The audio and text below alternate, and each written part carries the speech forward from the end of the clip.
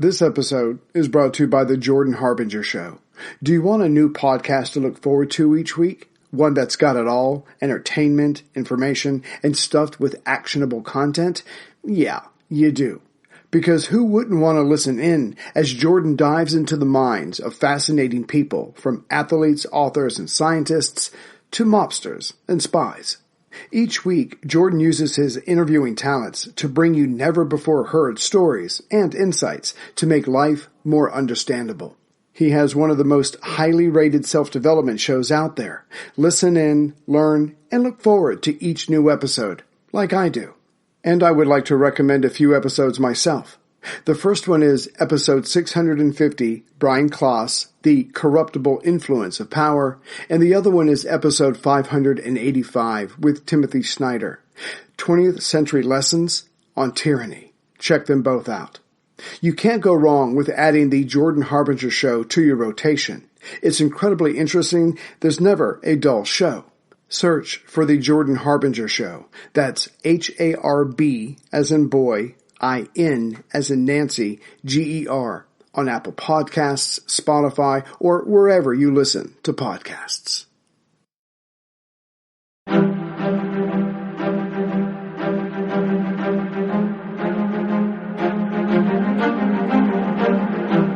Hello, and thank you for listening to The History of World War II, Episode 2, Riding the Nazi Whirlwind. The last episode ended with the onset of what later became known as the Great Depression. The collapse of the economy installed fear and misery in every German heart, except Adolf Hitler's. With confusion following the fear, Hitler knew the people would be more open, even desperate, for his message of blaming the current government for their problems. But Germany's leaders, like the leaders of other countries, simply did not know how to combat the global depression. Never had the world economies been so intertwined. The knee-jerk reaction by those in charge was to cut costs and stop spending. This, of course, only made matters worse. Germany's Social Democrats, the party in charge, was trying to come up with legislation to help the people, but they could not agree on the details of an unemployment insurance fund. So the leader, Chancellor Hermann Müller, resigned in frustration in March of 1930 when the bill could not be passed. Müller would be the last Social Democrat leader, as well as the last leader of a coalition of Democratic parties. He was replaced by Heinrich Brüning, the leader of the Catholic Center Party. Brüning was hand-picked by General Kurt von Schleicher, who had the ear of President Hindenburg. Schleicher will play an ever-increasing role for the next 3 years of Germany's history. He unwittingly made it possible for Hitler to continue to grasp for power after the Nazis had passed their zenith of popularity and watched their fortunes start to fade. Schleicher used and manipulated many to get his way, but in the end was outmaneuvered by the master, Hitler. Schleicher handled the political and press issues of the Army and Navy. He was suave, popular with the Army, and had a talent for intrigue. At the time, he was assistant to the Minister of Defense Groener, who he would soon betray and replace. Like everyone else, Schleicher had his own ideas for solving Germany's problems. He believed that there were too many political parties and each had their own special interests. This meant that there was no compromise, which is an important part of a stable government. Despite a special decree initiated by the new Chancellor Brüning that took certain rights from the people and the Reichstag, he could not get a majority vote on his measures to help those distressed. So he asked President Hindenburg to dissolve the Reichstag and have new elections. They were scheduled for September 14th, 1930. How this was to help the country or get his bill passed could only be guessed at. And Hitler was pleasantly surprised by the coming elections. He thought he'd be waiting longer, but was ready nonetheless. His message to the people was a list of what they wanted to hear. No reparation payments. He would repeat the Versailles Treaty. He would create more jobs, provide more food, and stated repeatedly, none of this misery was Germany's fault. previously he had as a part of his message, a promise that he would cower the rich barons of industry, especially the Jewish ones, but took this out of his speeches as the barons were now beginning to notice him, had the means to support his party, and were looking for someone to back. He told them that he would destroy the trade unions that represented the workers. Hermann Goering, a popular flying ace of World War I, helped Hitler to make the right connections in this elite group. Hitler also told the army what they wanted to hear, as they were distrustful of the growing and disruptive SA, or Sturmabteilung, or Storm Section. First, that they were stabbed in the back by the Republic that signed Versailles. Second, the Republic did not respect the Army's honor or duty to protect the fatherland from its enemies and communism.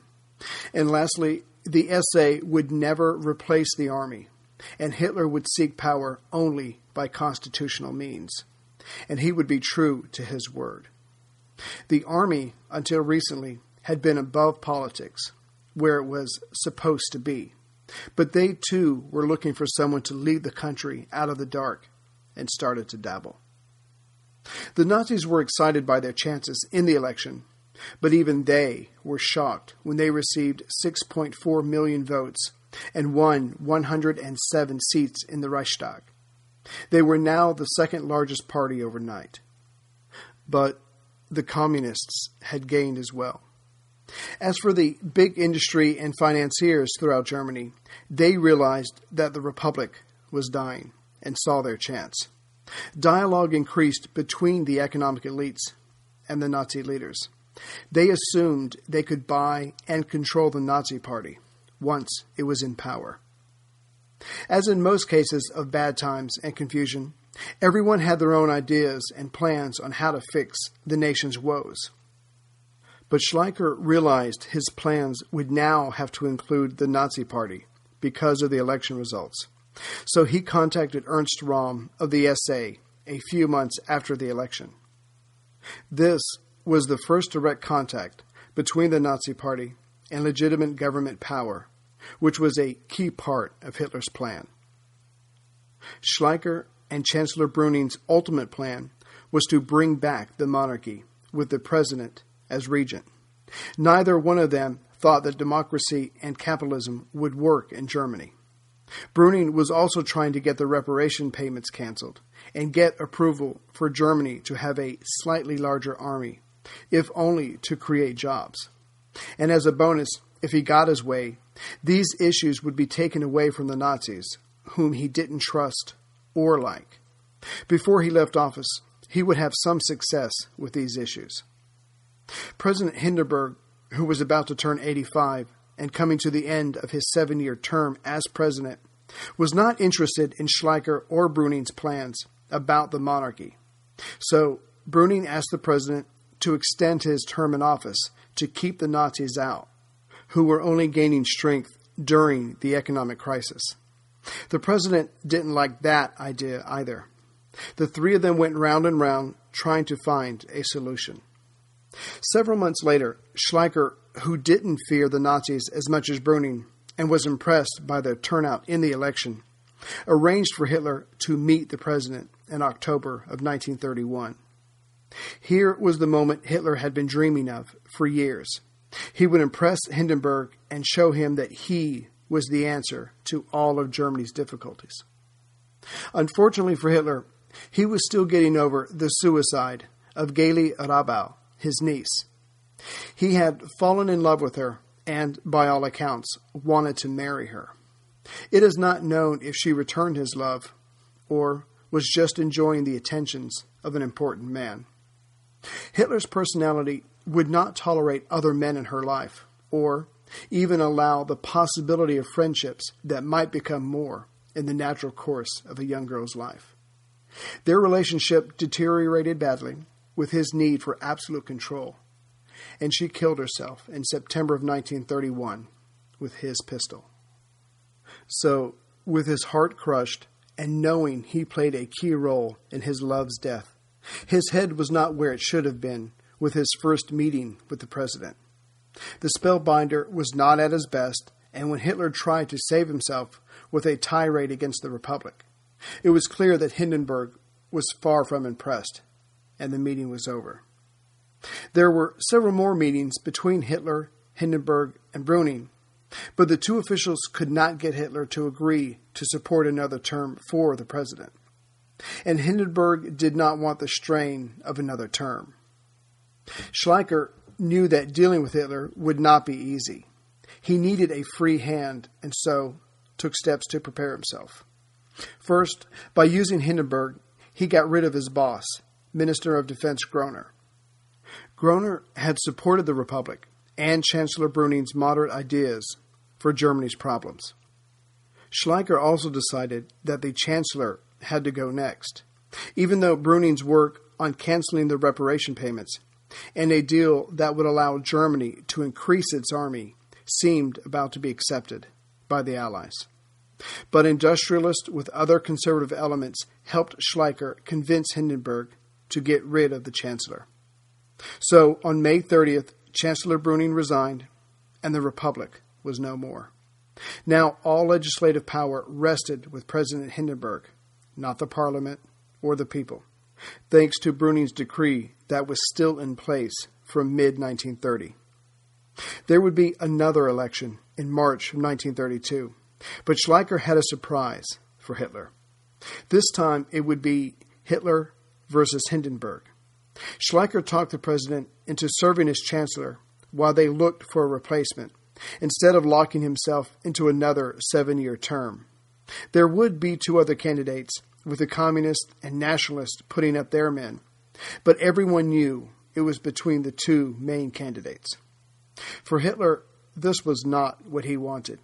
He knew the odds of his radical, openly violent party running against the beloved hero of World War I. But he also knew that he had to keep moving forward, or the party, his party, would stagnate and fall apart. Confusion reigned during the campaigning about what the two stood for. There were charges and countercharges, wild accusations, and denials, much like today. Hitler traveled the country, speaking to large crowds, creating a populist frenzy, while having his brown shirt bullies smash the communist political rallies. Joseph Goebbels, Goering, and Gregor Strauss were well-known Nazis and held rallies as well. The Nazis took campaigning to a new level by converting entire walls of buildings with posters, handing out millions of pamphlets with simple, direct, and skewed information, and giving away copies of their newspapers. Thousands of meetings were organized every day all over Germany.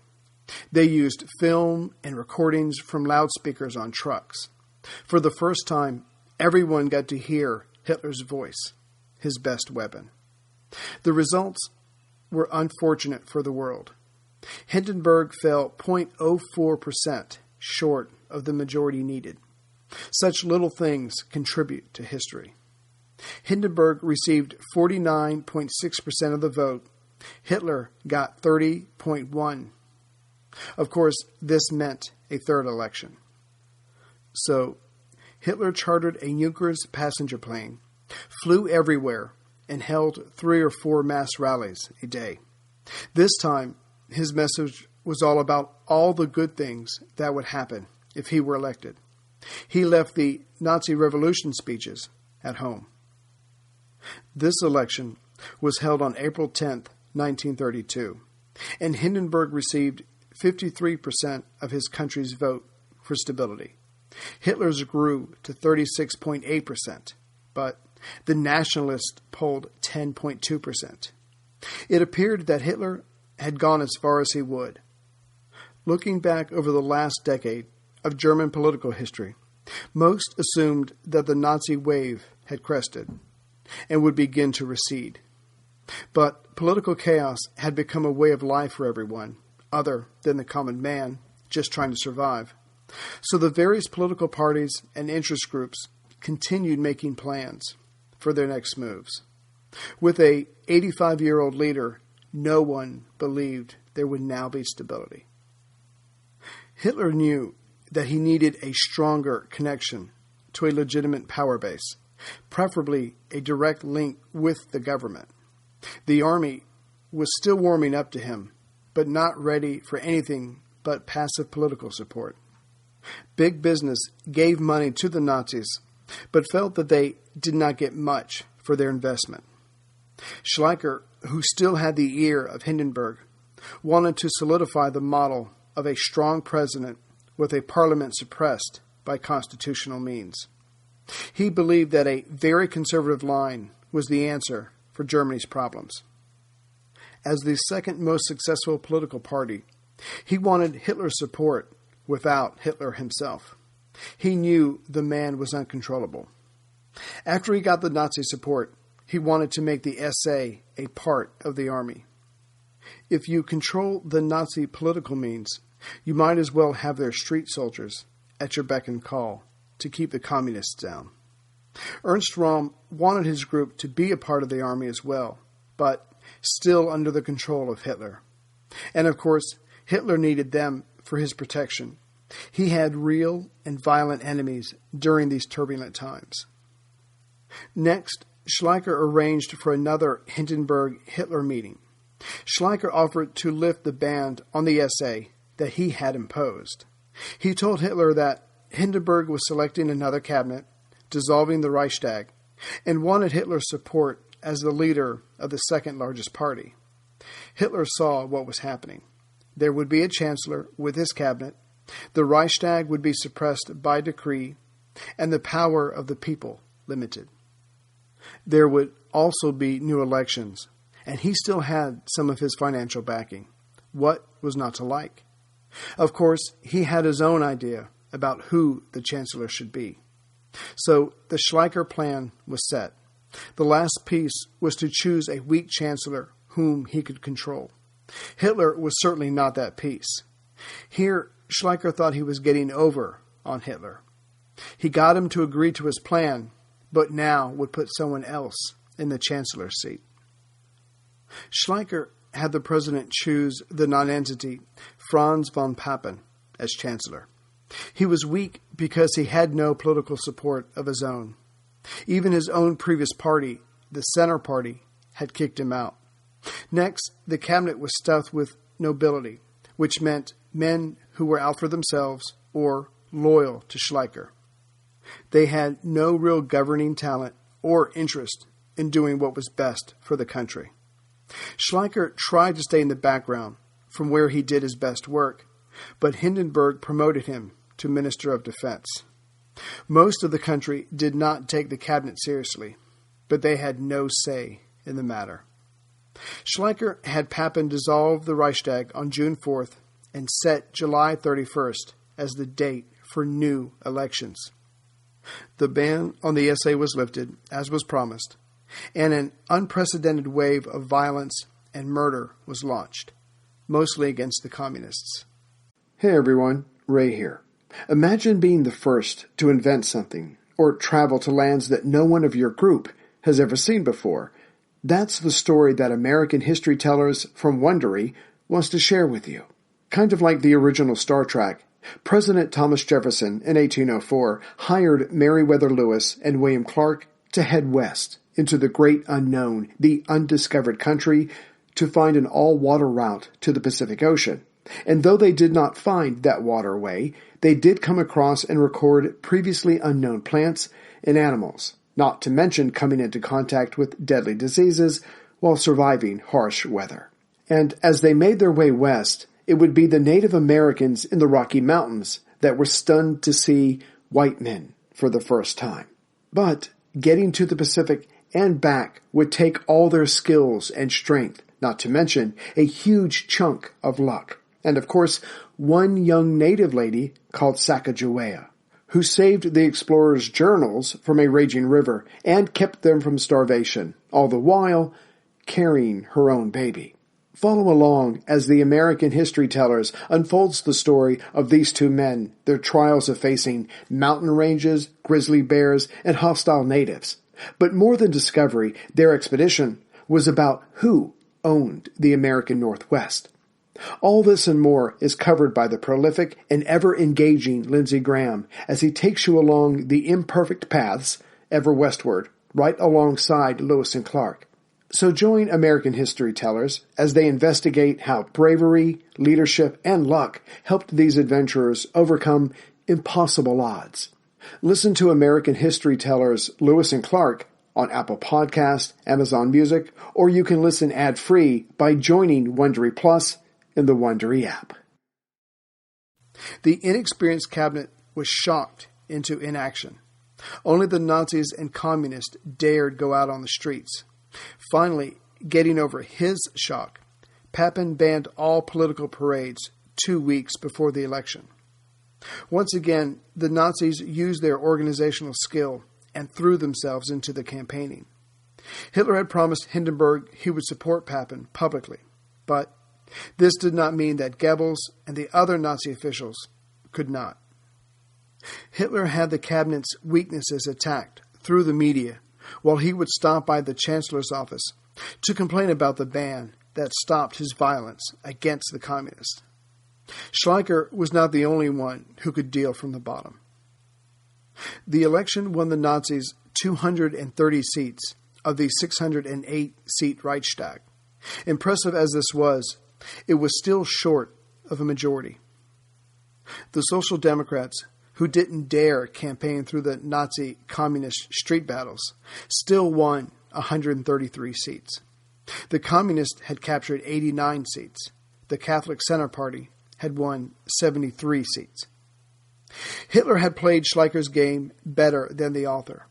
Hindenburg was back above politics as the president, and Hitler had the largest party in the Reichstag. So he confidently went to Schleicher with his demands of political power for the Nazi Party, with him at the head of the government. Schleicher, not afraid of the bombastic Nazi leader and still thinking he had room to maneuver, made a counter-offer.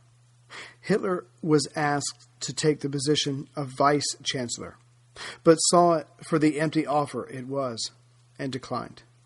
He wanted to see the president, but Schleicher got there first. When Hitler was brought into Hindenburg's presence that August of 1932, the president tried to browbeat Hitler. Hitler was told that he needed to cooperate, and together they could work toward a coalition government. This action would prove to the president that Hitler and the Nazis could be trusted with power. Hitler did not give an answer and left. He then made the mistake of not getting back to Hindenburg, and when the story soon got out, thanks to Schleicher, it made Hitler look bad and the Nazis greedy for total control by any means. Schleicher could give as well as he got. This was one of the few times that Goebbels' amazing propaganda machine was caught totally off guard. Demoralized, Goebbels headed for the beach. Hitler, however, keeping a cooler head, decided to wait and see what would happen.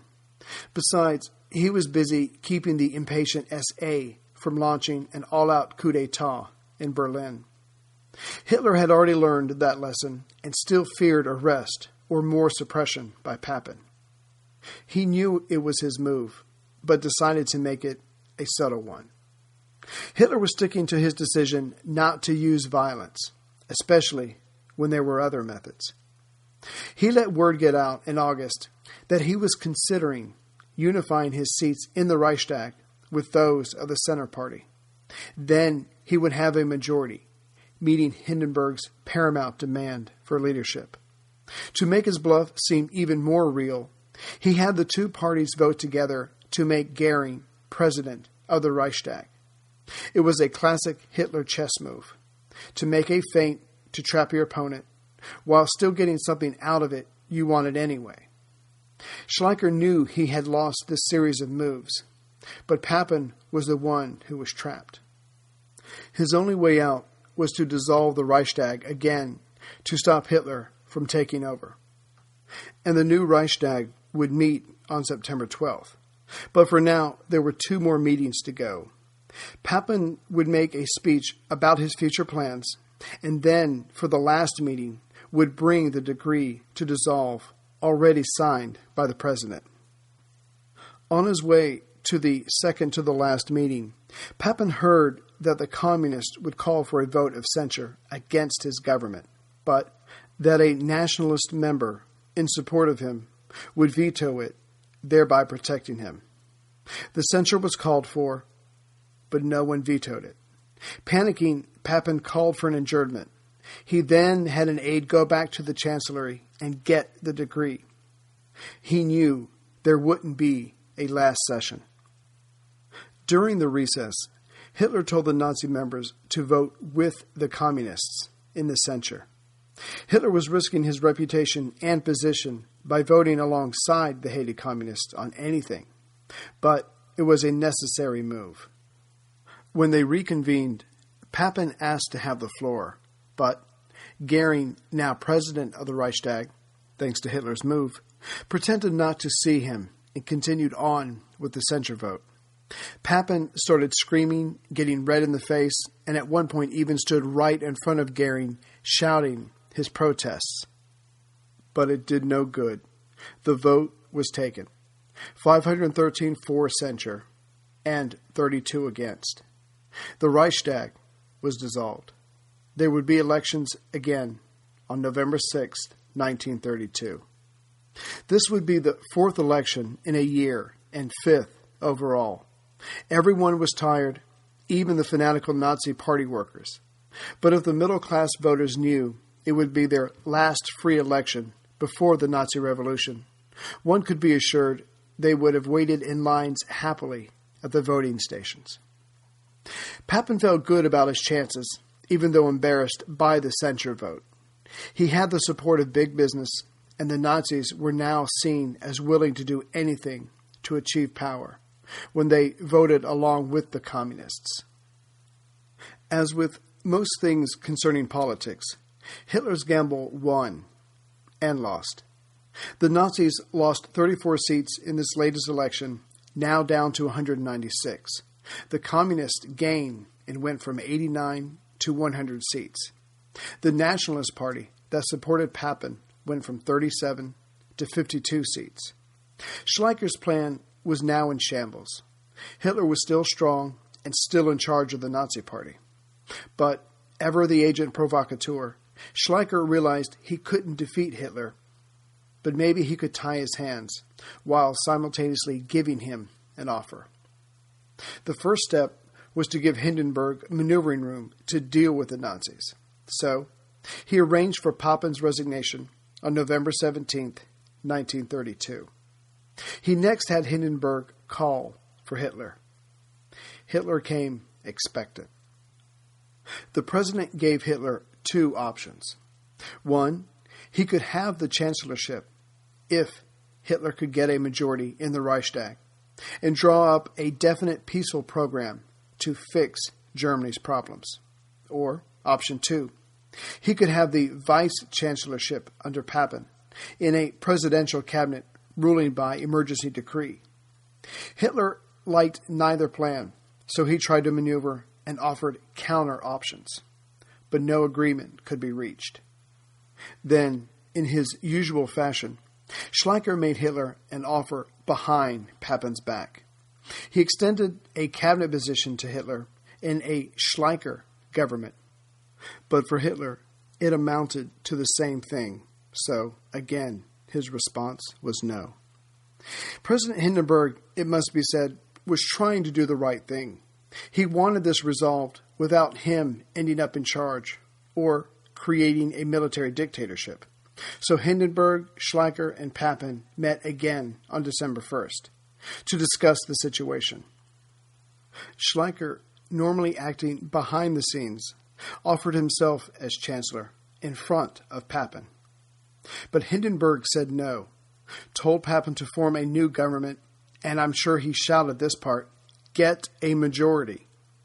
As can be imagined, Schleicher was very upset and now turned his sights on Papin. During Papin's first cabinet meeting, Schleicher, as Minister of Defense, said he could not defend the country against the communists or Nazis, which made all other points of government meaningless. Frustrated, Papin went to the president, but Hindenburg, tired of it all, caved and decided to give Schleicher a try at leading the government.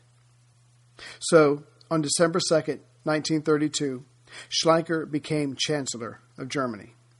Everyone but Schleicher knew he would not last.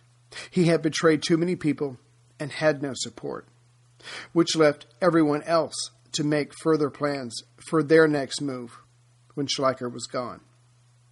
Schleicher, at least knowing he needed some support besides the backing of the army, offered a cabinet position to Hitler, who still knew better and declined. Next, Schleicher then tried to split the Nazi Party away from Hitler by offering a role in his government to the Nazis' number 2 man, Gregor Strau, who wanted the position. The Nazis were losing power and money, and Strau was tired of being in Hitler's shadow. Still, Hitler knew now was definitely not the time to settle with the powers that be. Hitler and Strau argued this point, so Strau resigned from the party on December 5th. This was a major blow to the party and its prestige. Strau was popular within the Nazi Party, but also one of the few Nazi members respected by other party officials. He truly wanted to help his country and not himself, like most of the other Nazi Party officials. He gave the Nazi Party a moderate face. After leaving Hitler, Strau told his story to a newspaper and then left for vacation. The Nazis searched frantically for him to work something out, but could not find him. Hitler, although shaken, sensed now was the time to attack Strau. Hitler took over the group political organization started and controlled by Strau. He had Strauss's friends purged, and all its leaders had to sign a new declaration of loyalty to Hitler. But Hitler still had his own unnerved party to save. On January 4th, 1933, Hitler, who was politically weakened after the last election, met with Papin, who was himself out of office. There were proposals and counter-proposals, all coming to nothing. But Hitler learned from his meeting that Schleicher was not allowed to dissolve the Reichstag, and, as a bonus, found conservative financiers to take on the Nazis' mounting debt. The landed gentry were very upset with Schleicher for his threats concerning the Junkers estates and promises to labor. The Junkers had given the president huge tracts of land, thereby making their own interests now his interests. Strau returned and promised to join Schleicher's cabinet, giving it stability. On January 15th, the Nazis won a small election in another state, but Goebbels broadcasted the result all over Germany, making it seem so much more than what it was.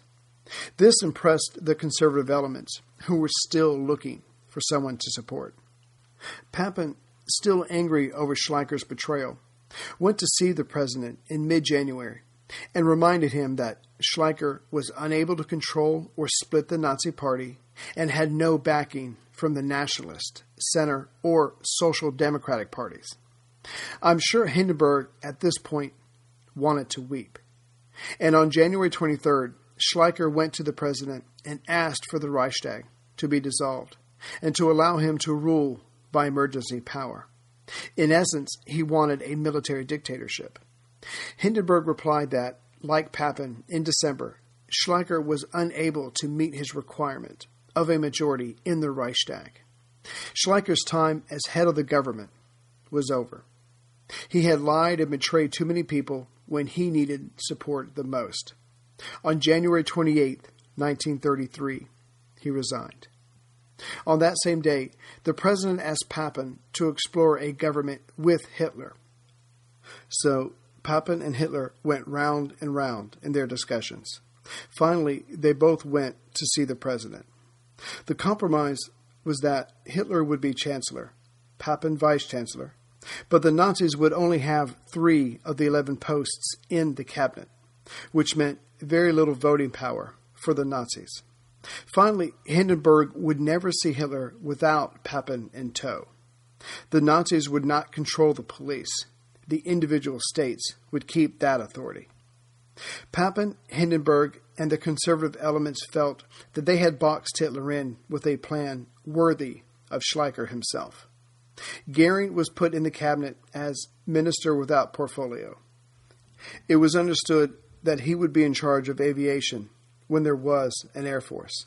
For now, he was the Minister of Interior of Prussia, Germany's largest state. But unlike the other states, he would control the Prussian police. The other ministers in the cabinet either belonged to Papin or owed no loyalty to Hitler. The cabinet took power on January 30th, 1933, and Hitler was now the Chancellor of Germany. Adolf Hitler knew he was trapped as he took his place behind the Chancellor's desk. But he also knew that Hermann Goering already had a plan to set him free. Next time, we'll back up a bit and bring Mussolini up to date. He and Hitler would form a partnership that would shake the world. But, as it happened, Hitler's partner would cost him much and eventually be one of the major reasons why Hitler's empire was lost.